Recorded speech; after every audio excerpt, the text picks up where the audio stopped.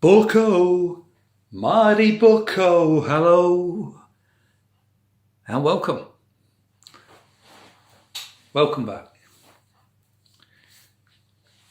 This morning, I was watching one of Tim's, our friend Tim from Fair Play Now, and he did a really good assessment. It's called A Proper Truther. And he went through like almost an unspoken list. You know, if you only use cash, and of course these are all good things that we should take note of. But the question is, do we do them? So, you know, things like, you know, do you drink water from the tap? Do you distill everything? You know, do you pay your council tax? Do you listen to the right people? Ticking boxes. These are in favour. You know, we listen to them. They're good. And he goes through this long list. And he says, I'm just scratching the surface. And he's quite correct. And it made me think, yes, you've made a valid point on this. And his assessment, of course, is that we ourselves don't keep these things. We may keep a lot of them. We may keep some of them. We may keep very few of them. But does that discredit us from being what we would term a truther? Now, some of us don't like that expression, and that's okay, but you know what I mean. Freedom activist, a truther. And I'm very comfortable, as I've said before, with conspiracy theorists. It don't bother me if people call Marty a conspiracy theorist. Badge of honour, mate. Badge of honour. So, it made me think, well done, Tim. But you know,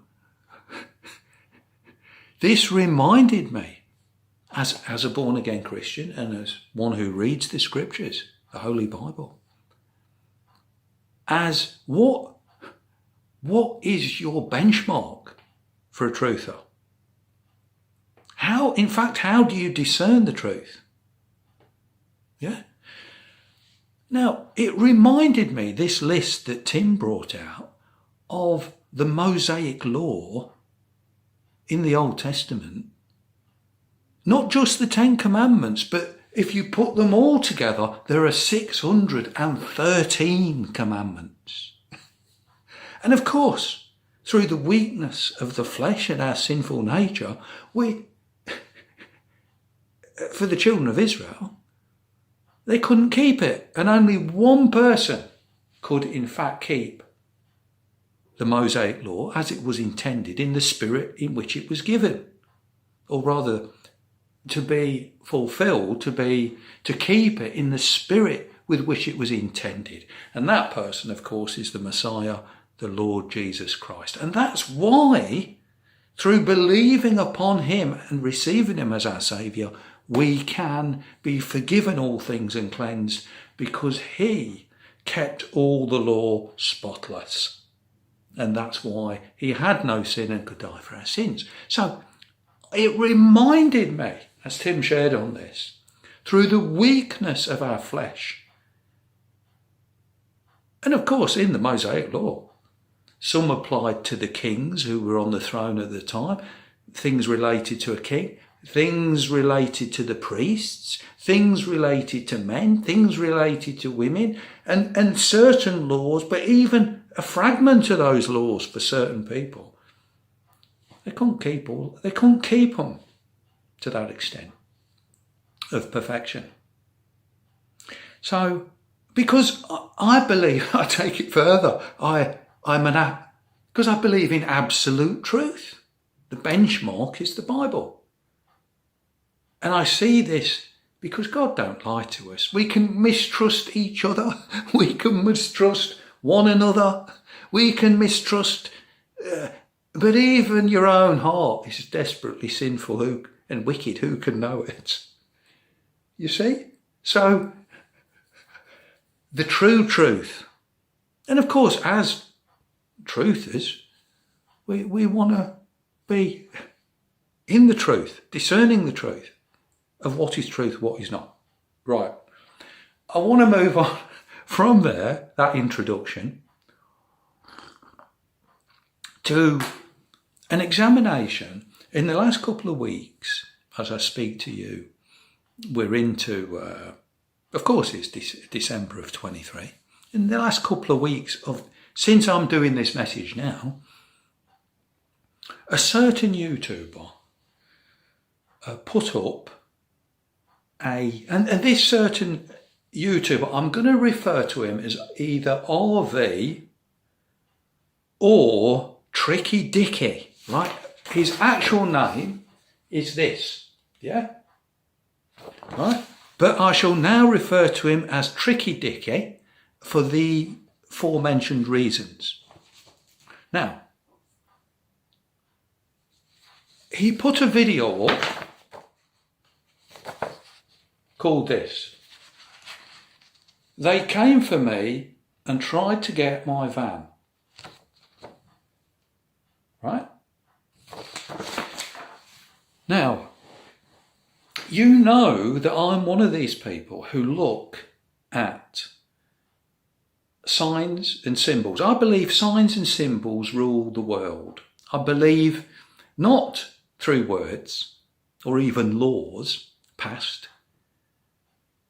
Within the secret societies and the cabal and the powers that shouldn't be, they communicate, and people, a lot of what we term freedom people, who question the narrative, they don't really get to grips with this, and that's why they're in a fog on it. And when they see something, but do not see.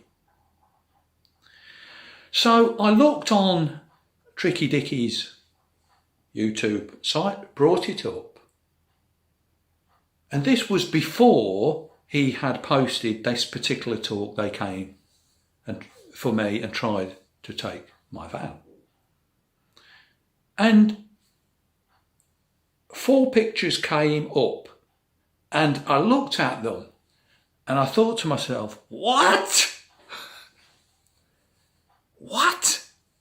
Now, these pictures are placed by Tricky Dickie there by choice. They have been placed there because he wanted to display these pictures. They've not just fell out of his pocket and ended up on the site. They have been chosen. They've been placed. And though you could argue on one, but these 4 together are saying something. And I, for one, saw it. Now, I shared this with our friend Lee, and he could see it. I shared it with Phil. He could see it. Of course, I shared it with my beloved. And she agrees with me because she agrees on most things I say. And so I shared it with a few souls. And I shared it with Nigel Watson, our friend in Finland as well. And then he did 2 I'll show how. Let's talk about the pictures first. Okay, the first picture on Tricky Dickie's homepage on YouTube comes up as he has on a purple V-neck pullover. Right? Purple is the primary colour of the cabal, the Phoenicians, who seashells, they got mollusks, and through the purple dye, it was highly prized, highly expensive. They became very wealthy, and they were into all the things that the cabal is into now. Yeah. And they're back again, and they are operating through the secret societies and all these people and all that they're engaged in. Right.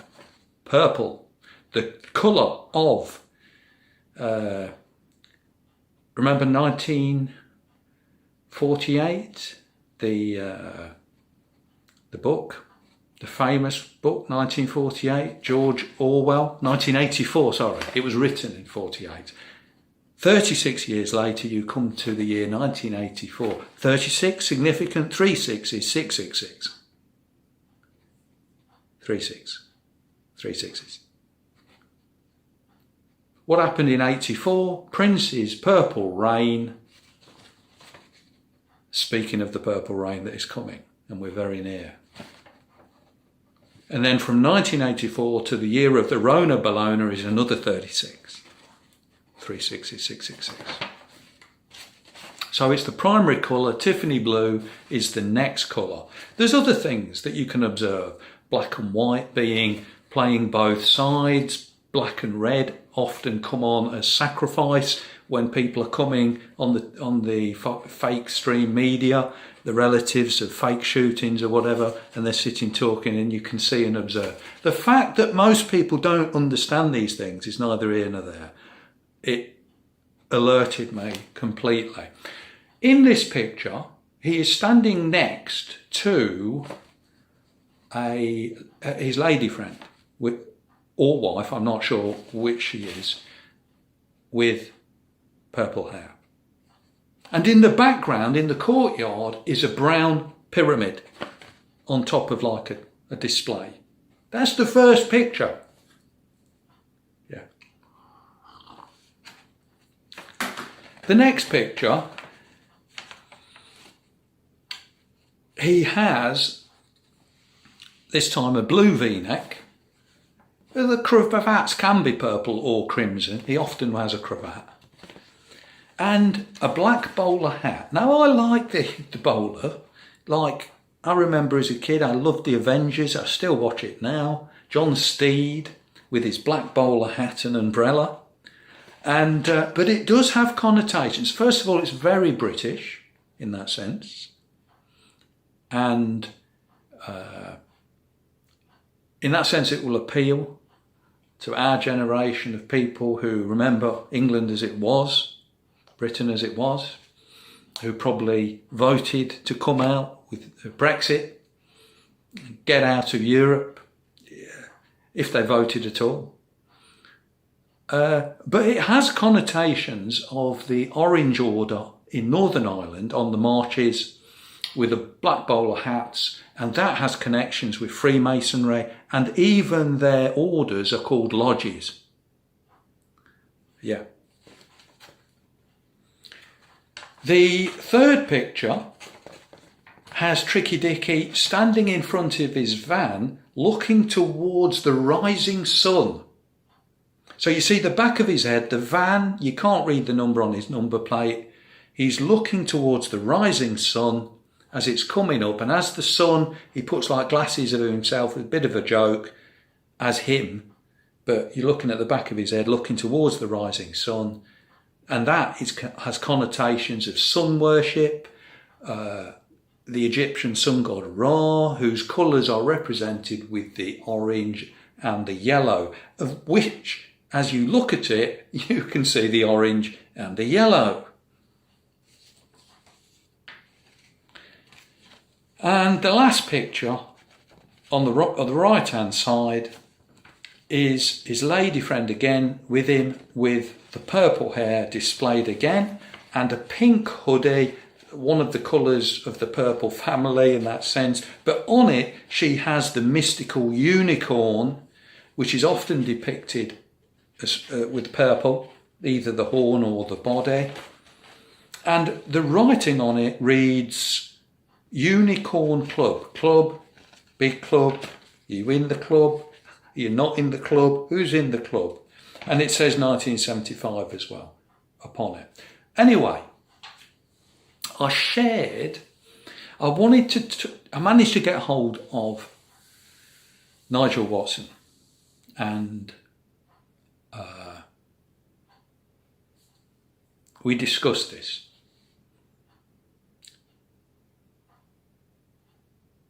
And he was gobsmacked that he'd never saw any of it. but he understood what I was saying. So in sharing that with him, then this video was put up, which I mentioned. They came for me and tried to take my van. Now, basically, he's very poorly, and he comes on to the side, and I've been so poorly, and you know the voice you put on when you're ringing work, if you're skiving, but you may be ill, but you want them to know you really are poorly. On top of it, I am poorly, but I can't come in because really, and you've put this is what you're seeing, bad acting. Now, Nigel spotted this and we began communicating again on this. Now, first I want to say, I have no ill or thoughts or bad thoughts towards Tricky Dickie. To me, he's clever, witty, polished, intelligent, sophisticated, humorous, funny. He's an actor, he's a magician, he's a fire eater, he's a juggler, and he can lie on beds of nails. Yeah. He's a very interesting character, and I remember when I first saw him,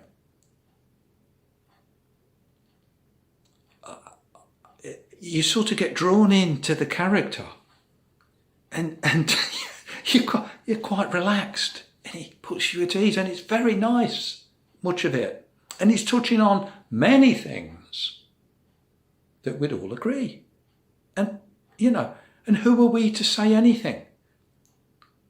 But what the main thrust of this is, now hang on a minute, those pictures are speaking, and they speak to me.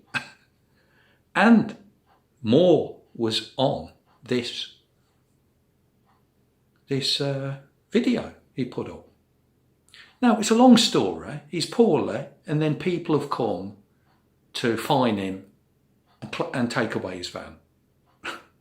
And this all happens on the same day that he's poorly, in that sense. They've come. In the first 56 seconds, quote, he says this. If I can find it. Yes. He says, it feels like I've been poisoned. Whether that is food poisoning or deliberate poisoning, I don't know. Now just hang on a minute. You were indicating, Richard, that somebody's poisoned you? Possibly. You actually think you've been poisoned? Who's poisoned you, Richard? Why would they poison you? You're such a nice chap. What? Why? Is it because of what you're saying, you're speaking out, you feel you're being... And it's a bit like... Duh, duh, duh. Imagine someone coming in your house. How are you feeling, John? Oh, well, actually, I've been very poorly and I think somebody's deliberately tried to poison me. You'd say, oh, what makes you think that? What's this about? What? And by the way, I would love to find out the answer to this one. He appeared, you remember the David Suchet Hercule Poirot TV series? You remember that? Well, he probably had a bit role. Yeah? He had a little part. Maybe, I can't remember where it was. I've got the set because I like Poirot. I don't know which one it is, and I'm not even sure if he goes under the name of Richard Vobes on that. But it clearly stated, I read it, he was in a Poirot. And I'd love to know which episode, because I'd love to find out if it was something to do with poisoning. Do you get the... Yeah, so... if you know the answer on that one, please let me know. Which one did he star in? And also, somebody said in the comments he had a double-barreled name. Does he go under another name? in that? I really don't know on that. If you can help me out, it would be a blessing. Now, somebody left a comment on, because as I say, Nigel Watson, we contacted, so I shared this with him, right, on the signs and the symbols. Yeah? So he says, do you want to do a video on it, Marty? I says, no, Nigel, I really don't. I don't have a heart to chase around doing this sort of thing, people. Only when I'm convinced will I be bold and speak out. If I'm not convinced, I won't. I don't go around, doing this sort of thing. But I am convinced what we were looking at in that video wasn't fact, it was fabricated. I believe that. Now, Nigel put out his first video, Signs, Symbols and Shills. Please watch it and you'll understand. Please watch also this one first. Yeah? And then this one, right? And a lot of these people who were big fans of Tricky Dickie began laughing, mocking, scorning. Oh, no. With the second one, where he analyses, because in the back of Tricky Dickie is a YouTube plaque behind his chair. If you've got a mobile phone, you can increase it, the size of it, and you can read 2 stars, the name of the person, which is, Tricky Dickie, with for speaking the truth. Hang on a minute. My old son, when do YouTube give people plaques for speaking the truth? Do you think I'll ever get one? Do you think Lee will? Do you think Tim will? Do you think Nigel will? Leave it out. Leave it out. He's got one. And also, Nigel spotted on the other side of him a vase with a peacock feather with the one-eyed symbolism. Yeah, it's there. There was strangely silent, a lot of the comments, as people began saying, and some of them were saying, on Nigel's second one, to my shame, I believed him. But now I see, it's right what you're saying, I had a feeling something were wrong. Yeah, because as I said to you, when I first saw him, he comes across really, okay, he's nice, charming, witty, and I'm not denying he's a good entertainer. He is, far, but I know something didn't sit right, and quite a lot of people have said it. Something didn't quite sit right. So, one of the comments also said this, and this is handy to have, this information, so get a pen and paper, please. If you Google in the search, Google social blade, right, click on it, you find the site that gives you YouTube stats, right? And then put the name of the YouTuber, right? And it will bring up the amount of money potentially they can get from YouTube. Tricky Dickie has, at this moment in time, 188,000 subscribers. When you put his name in, it comes up with the figure potentially, and he may not make this, he may make less, or he may make more. He would have other monies as well from many things that he's done and meetings he takes and donations. But the figure was 53,000 a year. Is it possible, and I only put this out, and he's welcome to the money, in that sense he's earned it, if he wants to do that. But do you think possibly it may, just may, be the reason possibly why he's so eager to put up daily posts and has to apologise on a day that he feels poisoned for not putting a post up? Could that have some bearing on the situation? What do you think? I put my name in as well, Marty Bucko, and I had a look. It came up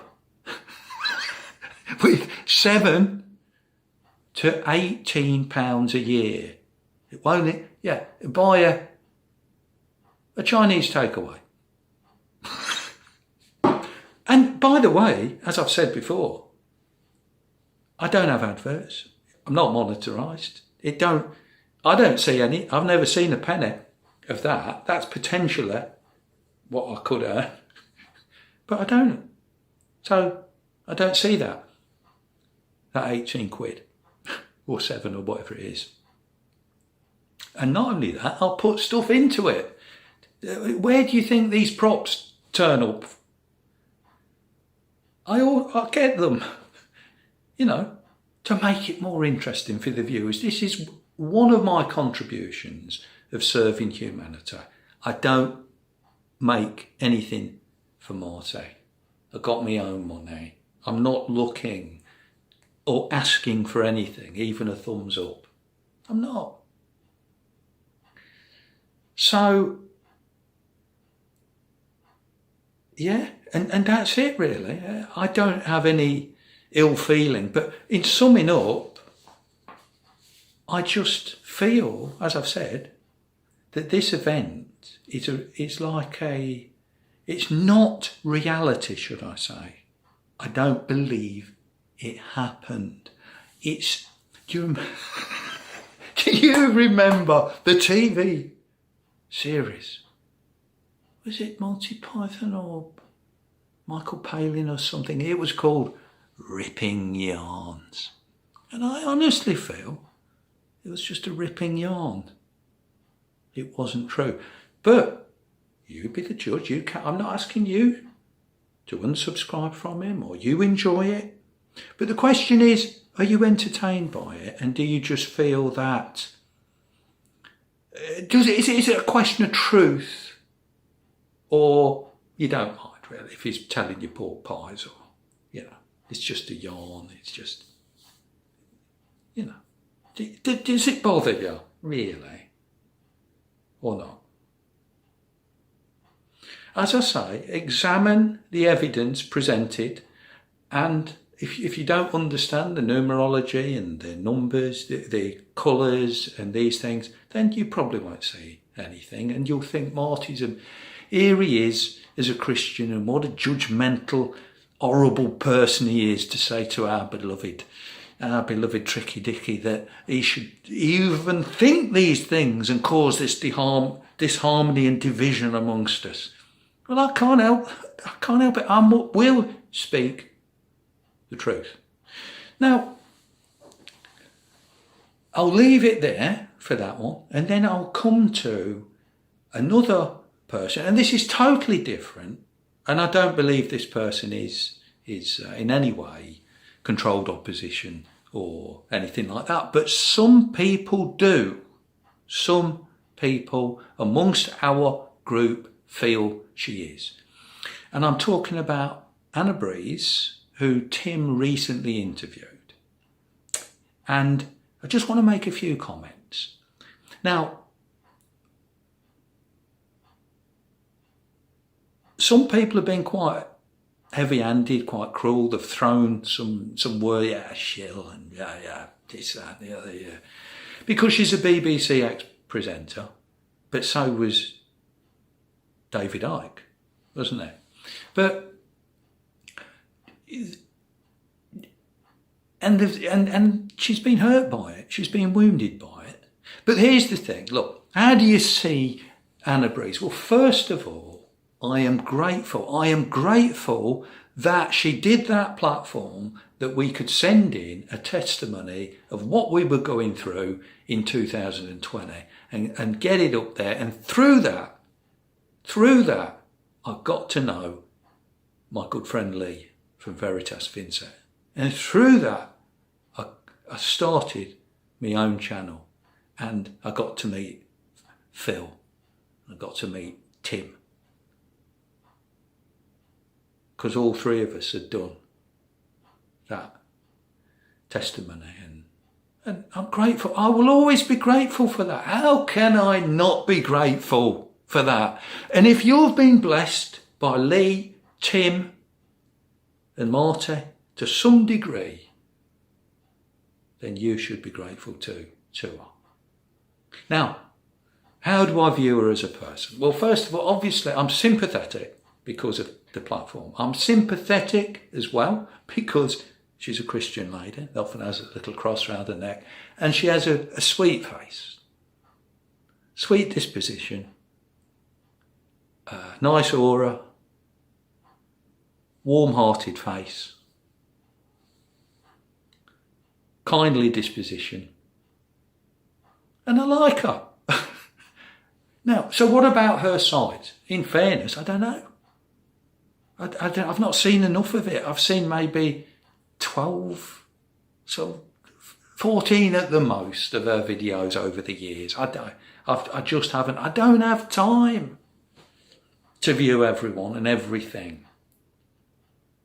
But yeah, I like her. I don't think that she is controlled or anything like that. And I like her. And ladies are more vulnerable to people's thoughts against her. Anyway,